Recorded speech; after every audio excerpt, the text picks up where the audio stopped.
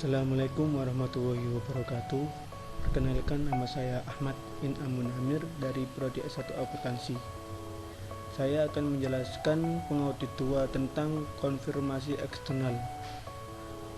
Langsung saja, untuk lebih jelasnya kita akan melanjutkan di slide berikutnya.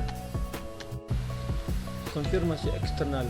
Sewaktu menggunakan prosedur konfirmasi eksternal, auditor wajib mengendalikan seluruh proses permintaan konfirmasi, termasuk yang pertama, menentukan informasi yang harus dikonfirmasi atau akan diminta. Kedua, memilih siapa yang akan dimintakan konfirmasinya. Ketiga, merancang permintaan konfirmasi, termasuk menentukan siapa atau pada tingkat apa yang dituju dan informasi yang langsung disampaikan kepada auditor. Yang keempat, mengirimkan formulir konfirmasi, termasuk permintaan informasi tindak lanjut jika diperlukan kepada pihak yang dimintakan konfirmasinya. Berikut ini terjemahan dari alinea selanjutnya.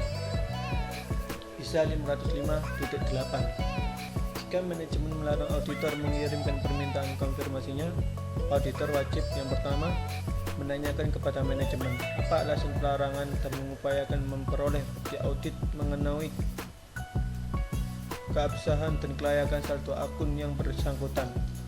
Yang kedua, mengevaluasi implikasi dari penolakan tersebut terhadap penilaian risiko yang dilakukan auditor mengenai salah satu material, termasuk terjadinya risiko adanya fraud dan luasnya audit lainnya.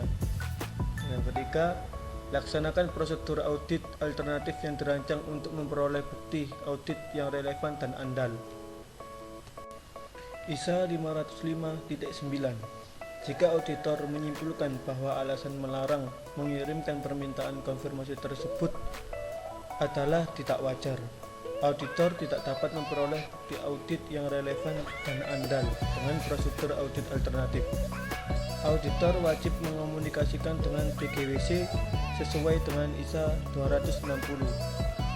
Auditor juga wajib menentukan implikasinya terhadap audit dan opini sesuai dengan ISA 705.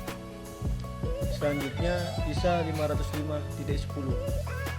Jika auditor mengidentifikasi faktor-faktor yang menimbulkan keraguan mengenai keandalan jawaban konfirmasi, maka auditor wajib memperoleh bukti audit selanjutnya untuk mencari penyelesaian atas keraguan tersebut.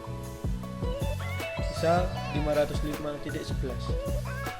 Jika auditor menyimpulkan bahwa jawaban konfirmasi tidak andal atau tidak dapat dipercaya, auditor wajib mengevaluasi implikasinya terhadap penilaian risiko yang dilakukan auditor mengenai salah satu yang material, termasuk ada kecurangan, fraud, dan terhadap sifat, waktu, dan luasnya prosedur audit lainnya. ISA 505.12. Setiap kali auditor tidak memperoleh jawaban konfirmasi, ia wajib melakukan prosedur audit alternatif untuk memperoleh bukti audit yang relevan dan andal.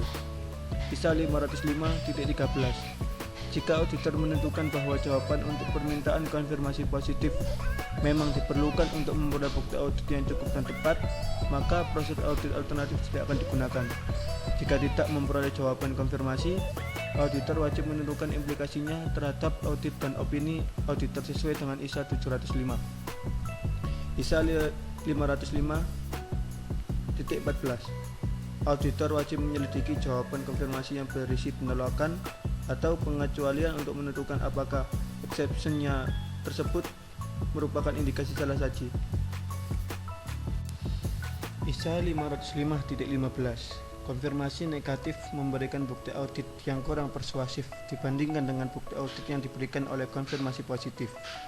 Auditor tidak menggunakan permintaan konfirmasi negatif sebagai satu-satunya prosedur audit substantif dalam menanggapi risiko salah satu material yang dinilainya pada tingkat urgensi, kecuali jika semua yang disebutkan di bawah memang dilaksanakan.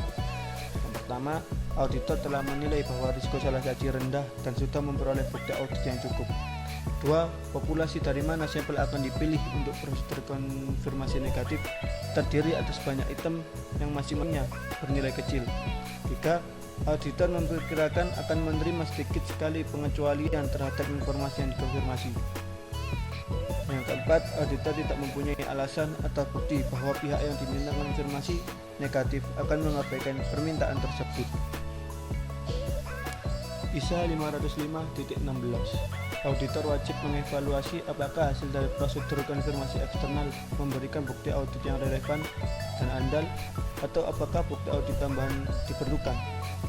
Situasi di mana prosedur konfirmasi eksternal memberikan bukti audit yang relevan antara lain: yang pertama, saldo bank dan informasi lain yang relevan di mana menggambarkan hubungan entitas dengan bank. 2. Saldo piutang dan syarat-syarat pinjaman. 3. Persediaan yang disimpan atau dikuasai pihak ketiga seperti barang konsinyasi. 4. Akta yang menandakan kepemilikan atas tanah dan bangunan yang dipegang oleh pengacara bank, kustodian, dan disimpan sebagai jaminan. 5. Investasi yang dipegang pihak ketiga yang memberikan jasa penyimpanan atau investasi yang dibeli oleh pemegang saham namun sampai tanggal neraca belum diserahkan. 6. Jumlah yang terutang kepada peminjaman termasuk syarat-syarat relevan mengenai pembayaran kembali dengan ketentuan yang bersifat membatasi. Dan yang terakhir, saldo utang dagang dan syarat-syaratnya. Sekian dari saya. Apabila ada kurangnya, saya memohon maaf sebesar-besarnya. Assalamualaikum warahmatullahi wabarakatuh.